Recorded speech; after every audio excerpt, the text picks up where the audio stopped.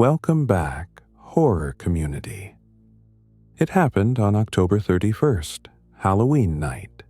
From the outside, Amy's house looked perfectly festive.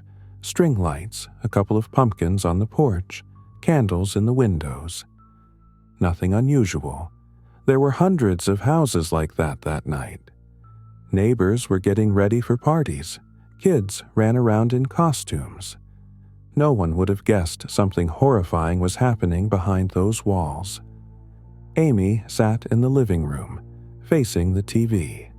They were showing an old horror movie, but she was barely watching. From the kitchen came clattering sounds. Jay, her husband, was messing with pans, humming some tune under his breath. They'd long lived like two people tired of each other. Constant arguments, irritation, no affection left. She went down to the basement, grabbed an old axe, and came back up as if she'd just gone for a glass of water. When Jay leaned toward the stove, she raised her arm and swung.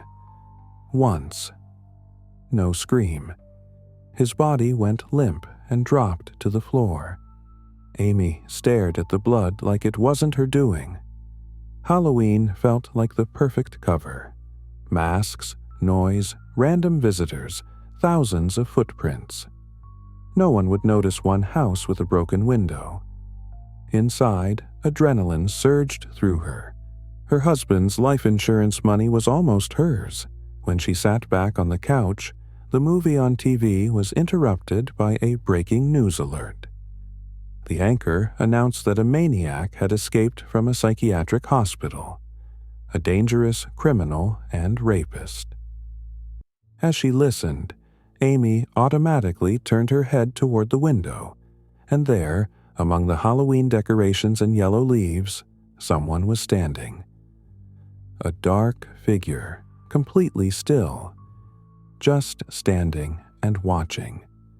She couldn't tell who it was. Just a random passerby, or someone she was too afraid to even think about. Amy couldn't understand how she'd gone from confidence to panic so fast. Just an hour ago, she was standing over her husband's body, certain she'd planned everything perfectly. She remembered how she'd spent months figuring out every little detail. She'd stage it as a robbery, then claim the insurance money, then finally leave this house forever. She had just been waiting for the right day, and it came October 31st. But then something went wrong. The TV switched to another emergency update. The anchor said police had new details about the escaped killer. The suspect is dressed in an executioner's costume. He's armed with an axe and extremely dangerous, last seen in the western suburbs. That was Amy's neighborhood. She looked out the window again. In her yard, barely 15 steps away, stood a man. Black cloak, mask, an axe gleaming in his hand. Amy didn't even realize at first that it was an axe. The figure stood completely still, as if waiting for her to notice him. She tried to convince herself it was just a decoration, or some kid trying to scare people.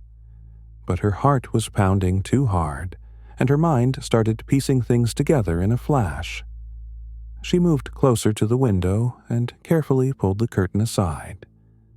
The figure flickered between the trees for a second, as if it had slipped toward the gate. That's when fear finally broke through her numbness. Amy slowly backed away, keeping her eyes on the window until she felt the wall against her back. Then she bolted for the front door to lock it. Amy ran to the front door and pressed her whole body against it. The footsteps outside didn't start right away. First, there was some commotion behind the gate. Then came a distinct, dull yet metallic scraping, like someone dragging an axe down the concrete path. Monotonous, unhurried. She held her breath, but the sound kept coming closer. Soon she heard steps, heavy, confident. She stood, trying not to breathe, listening to what was happening. The door handle slowly dropped and returned to its original position. Then came a quiet tapping on the wooden door, as if someone was testing where it was weakest. She heard short breathing behind the door, dry, raspy, as if through a mask. Panic seized Amy. Her mind went blank, as if she'd lost control of herself, and she ran to lock the back door. Suddenly, there was a blow that reverberated through the whole house, like someone outside had driven an axe into the door with all their might. Then a pause, as if the axe was pulled out, and another blow, then another. Amy rushed for the phone to call the police, but stopped herself immediately. Her husband's body was still on the kitchen floor. One call, and it would all be over. Another blow. Amy saw the axe blade stuck in the door. Then the axe was yanked back. The screeching was sickening. Splinters rained onto the floor. Amy stood staring at the hole in the door. A low, hoarse chuckle sounded, and then he whispered right into that crack with a smile. "Darling, I know you're in there." Suddenly, everything fell silent, as if no one had been at the door at all. Amy stood, not breathing, for several seconds, then lunged for the kitchen. A steak knife lay on the table, the very one Jay had used to cut the meat for dinner. Instinct said one thing: she had to hide. She grabbed the knife and ran into the pantry. She darted into the dark, narrow room, shut the door, curled up in a corner, pointing the knife toward the door.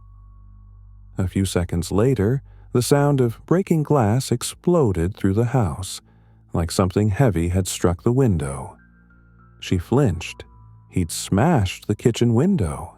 She could hear him chopping splinters out of the frame with the axe to get inside. Something heavy and ringing fell onto the kitchen tile. He tossed the axe in.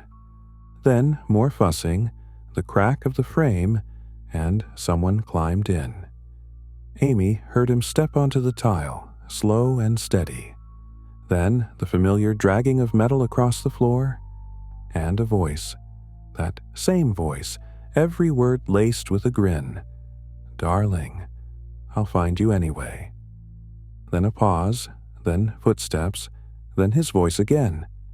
"I know where you're hiding, darling." "I'm already coming to you," he repeated with a maniacal smile. Amy trembled on the floor. With one hand, she clapped her mouth to keep from making a sound. With the other, she kept the knife raised toward the door. Then a sudden, sharp strike. The axe slammed into the pantry door so hard, Amy jumped and screamed. "Yeah, I told you I'd find you, darling," he croaked from behind the door. A second strike rang out. The wood splintered, a crack running down the boards.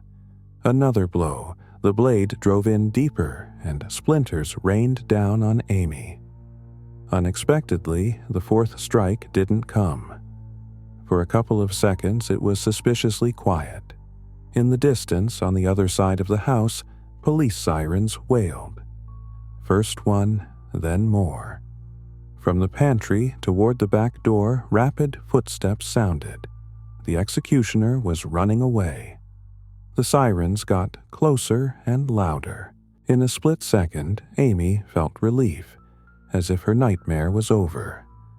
Suddenly, her brain switched into a different mode, cold and calculating. Her husband's body was still in the kitchen, but now it could be turned from evidence into a cover. She could stage everything so that not only would she be saved, but the maniac in the executioner's costume, an escaped psychiatric patient who'd supposedly been caught at the scene in her home, would become the perfect scapegoat for her husband's murder. The perfect picture formed in her head. The killer had murdered Jay and tried to kill her, but she'd heroically defended herself and survived. It was her chance. Now or never. She waited a few seconds, then bolted out of the pantry straight into the yard, shouting in a terrified voice while hiding her cunning plan behind it. "Help! He tried to kill me. 2 police officers rushed straight toward her. When she turned her head, she saw 2 others forcing the executioner to the ground, pressing a knee into his back as they cuffed him. Amy stood off to the side, watching them restrain him. Her face was frozen in a mask of horror, but inside she'd already done the math. Now she was the victim, not the killer. Everything would line up perfectly.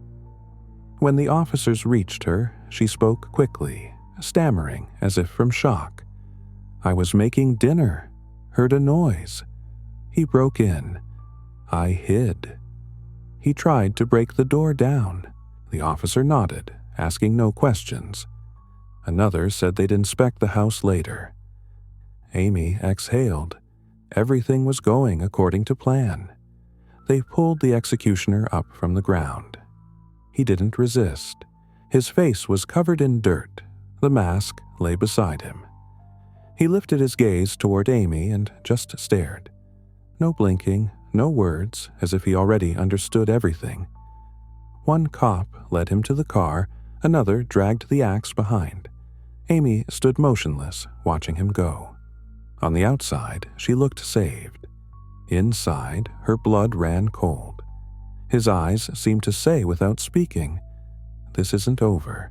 As the officers were putting the executioner into the car, one of them noticed the handcuffs were a little loose. He leaned down to adjust them, and that's when it happened. In a split second, the man jerked hard. Metal clinked, the chain snapped, and before anyone could react, he grabbed the axe from the cop beside him. Amy was standing by the fence and for a moment simply couldn't believe he was free again. She stepped back, tripped over a pumpkin, and barely had time to gasp. The axe came down with a dull thud. Blood splattered across the yellow leaves, the glowing Halloween lights, the officers' boots. No one saw the second strike. The officers opened fire.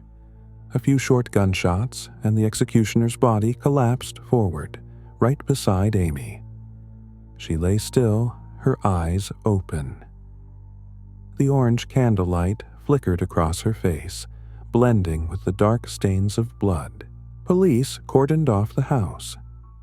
Red and blue lights flickered across the facade, the windows, the trampled pumpkins along the path. 2 officers stood over Amy's body, still not fully processing what had happened. One quietly removed his cap, the other cursed under his breath and turned away. Inside, the house looked like the aftermath of a nightmare. Shattered glass, blood on the floor, doors split open by an axe. In the back of the kitchen, they found a man's body. His skull was crushed. A bloody axe lay nearby. That night, everyone talked about the maniac in the executioner's costume who attacked a woman in her own home. But no one ever knew what really happened in that house. Sometimes the most terrifying monster isn't the one hiding behind a mask, but the one hiding behind a human face. And sometimes revenge comes knocking in the most unexpected way. Amy wanted a new life, freedom, and money. What she got was death. Happy Halloween, and may only those you truly expect come to your door tonight.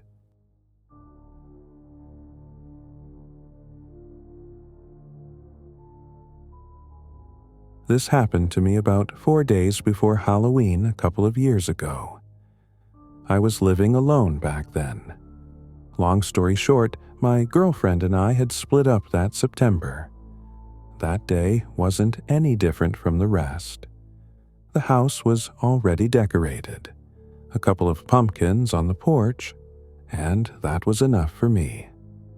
I'd finished work stuff earlier that afternoon, so around 6 p.m. I decided to go for a quick drive, grab my favorite coffee, then stop by the supermarket for groceries. I made a list on my phone so I wouldn't forget anything and added one more note. Candy for kids. I parked not far from the coffee shop, got out of the car, and immediately noticed this guy by the entrance. Hard not to, really. He was dressed as Freddy Krueger. Red and green striped sweater, glove with blades, mask. He was standing by a banner that said Halloween sale and staring right at me. I figured it was some promo stunt or someone getting into the Halloween spirit a little early. My phone rang. I reached into my pocket and got distracted for a few seconds. When I looked up again, the guy was gone. I didn't think much of it. Halloween was coming. People do weird stuff, right? I grabbed my coffee and a cookie, got back in the car, and drove to the supermarket.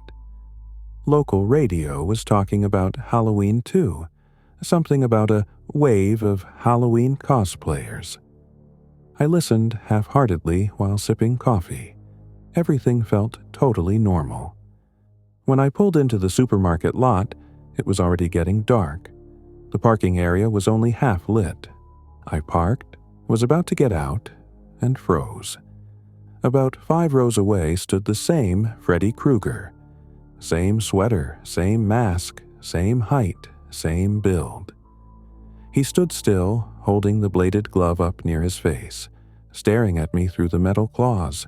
For a second, I thought my eyes were playing tricks on me. The coffee shop and the supermarket were pretty far apart. Probably some other dude, I told myself. No way he could have gotten here that fast, unless he was following me. A blonde girl pulled out from the spot next to mine. I glanced at her for a moment, and when I turned back, Freddy was gone. What the hell does this guy even want from me? The thought stuck in my head. I tried not to psych myself out, but honestly, I wasn't doing a great job.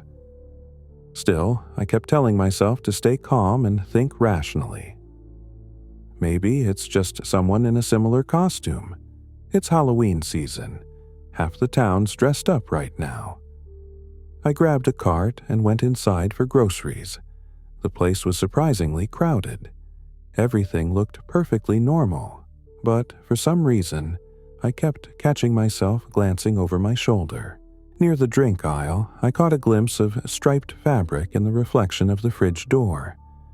I turned around. No one. Just a woman walking by. My imagination, I told myself. I tried to shake it off, focused on the candy section instead, but that uneasy feeling wouldn't leave. Like someone was standing right behind me, watching. At the exit, I instinctively scanned the parking lot. People were pushing carts, loading bags into trunks.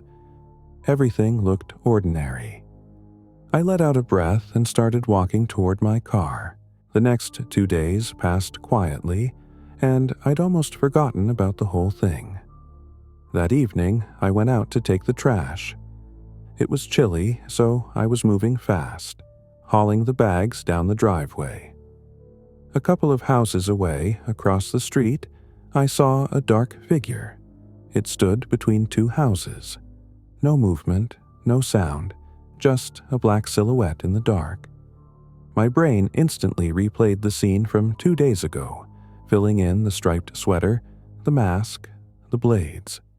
Panic hit first, then fear followed right behind it. Running on adrenaline, I decided to go check it out, to finally see who the hell that guy was. As I got closer, I squinted, and realized it was just a Halloween skeleton prop in a black jacket, posed with one arm raised near its face. Freaking Halloween, I muttered. Gonna give someone a heart attack like that. Halloween finally came.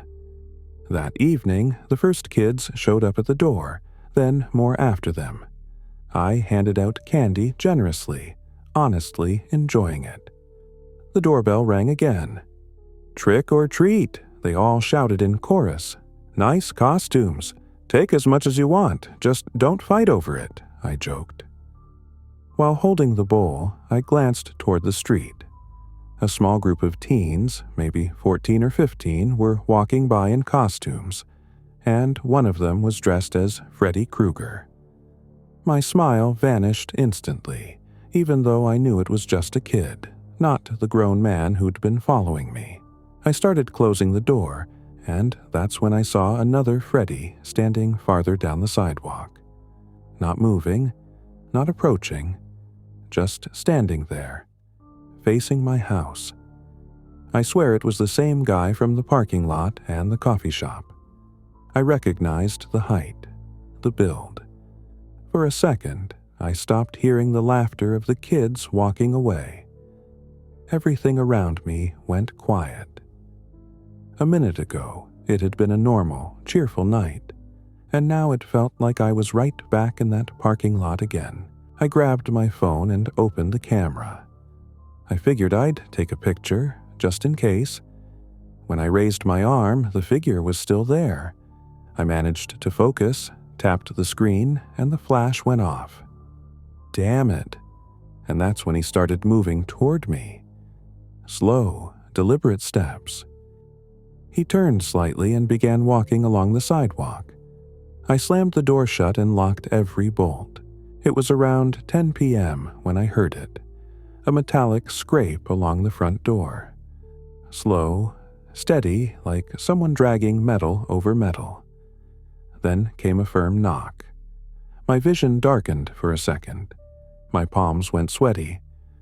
I've got a Ring doorbell by the entrance, linked to a small monitor on the hallway wall. I walked up and hit the button to check the feed. On the porch stood the same group of kids who'd passed by earlier, led by the teenage Freddy Krueger. Plastic mask on his face, cheap glove on his hand. "Trick or treat," they yelled. "You scared the hell out of me," I said, trying to sound calm. They laughed, held out their buckets. I tossed in a handful of candy for each, wished them a happy Halloween, and closed the door. Then I went to the kitchen, poured myself some whiskey, drank it, poured another. The next morning, I woke up early. Felt like I hadn't slept at all. I didn't bother making coffee at home, decided to drive to the cafe instead.